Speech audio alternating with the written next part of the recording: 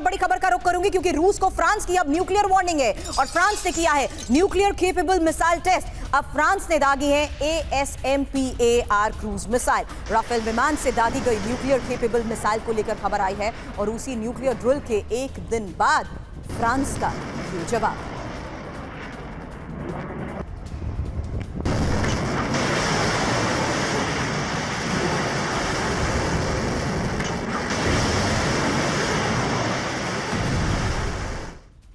तो फ्रांस की nuclear warning को लेकर इंफॉर्मेशन आपके सामने रख देते हैं, जहां फ्रांस ने न्यूक्लियर केपेबल क्रूज मिसाइल दागी है और फ्रांस ने अब ASMPAR क्रूज मिसाइल टेस्ट भी किया है। हालांकि राफेल के जरिए एयर टू सरफेस मिसाइल दागकर अपनी ताकत दिखाई है। एक और विमान A330 फिनिक्स ने ड्रिल में हिस्सा लिया है और रूस की टैक्टिकल न्यूक्लियर ड्रिल के 24 घंटे के अंदर फ्रांस का ये एक्शन देखने को मिला है। हालांकि मैं अब सीधे कुछ और ग्राफिक्स के माध्यम से आगे इस चर्चा करने से पहले इंफॉर्मेशन आपके सामने रखना चाहती हूं, क्योंकि लगातार अलग अलग वॉर फ्रंट्स पर जिस तरीके से हालात को देखते हुए न्यूक्लियर थ्रेट्स सामने आते हैं, न्यूक्लियर इंस्टॉलेशंस को टारगेट करने को लेकर दावे किए जाते हैं, उसी लिहाज से हम चर्चा एक्सपर्ट्स के साथ करते हैं, जहां वो ये भी साफ तौर पर बता रहे हैं कि किस तरीके से वर्ल्ड डिस्ट्रक्शन को देखते हुए ये बयानबाजी बहुत इंपॉर्टेंट हो जाती है। हालांकि न्यूक्लियर वॉर का ट्रिगर हम क्यों कह रहे हैं, क्योंकि यहां इंफॉर्मेशन आपके सामने सबसे पहले फ्रांस को लेकर रख रही हूं। न्यूक्लियर केपेबल मिसाइल के टेस्ट को लेकर यह खबर सामने आई है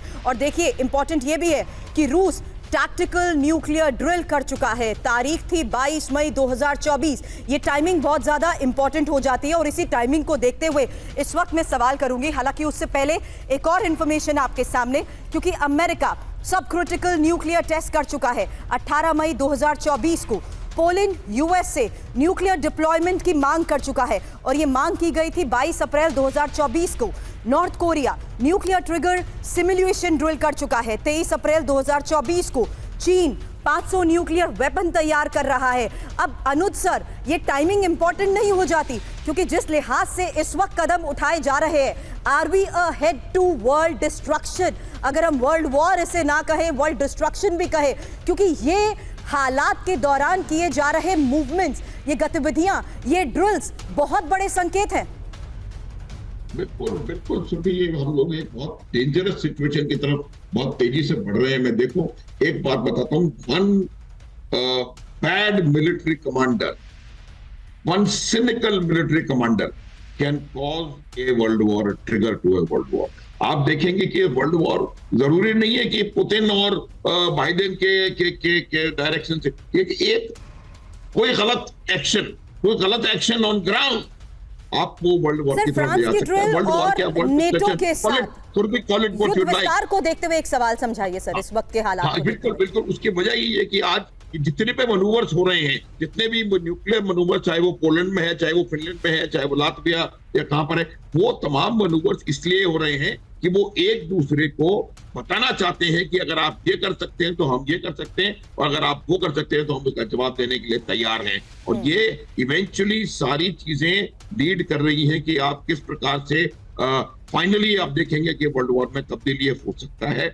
ये जैसे अभी ये जो हमला हुआ वो न्यूक्लियर रेडार स्टेशन पे, या उसको nuclear strategic missile launching station पे, वो हो सकता है गलती हो, लेकिन उस प्रकार की एक और गलती कैन कॉज ट्रिगर। तो आप ये माने कि हालात जो हैं वो बहुत ज्यादा खराब हो रहे हैं और हमें लगता है कि कोई चांसेस इस बात के पूरे बनते नजर आ रहे हैं कि हालत और ज्यादा बिगड़ सकते हैं। अब एक और खबर है सर, बड़ी न्यूक्लियर जंग की तैयारी में नॉर्थ कोरिया कैसे है? एक और बड़ी खबर सामने आई है, क्योंकि प्लूटोनियम की प्रोडक्शन नॉर्थ कोरिया की तरफ से बढ़ाए जा रहे हैं और नॉर्थ कोरिया में बड़े पैमाने पर यूरेनियम का उत्पादन। आपको बता दें, नॉर्थ प्योंगयांग में यूरेनियम संवर्धन प्लांट दिखा है। अब मैक्सर की सैटेलाइट तस्वीरों के आधार पर यह बड़ा खुलासा हुआ है और उस खुलासे के तहत टाइमिंग इंपॉर्टेंट है और जो इस वक्त हालात है उसके तहत खबर बड़ी है, क्योंकि अब बड़ी न्यूक्लियर जंग की तैयारी में नॉर्थ कोरिया है।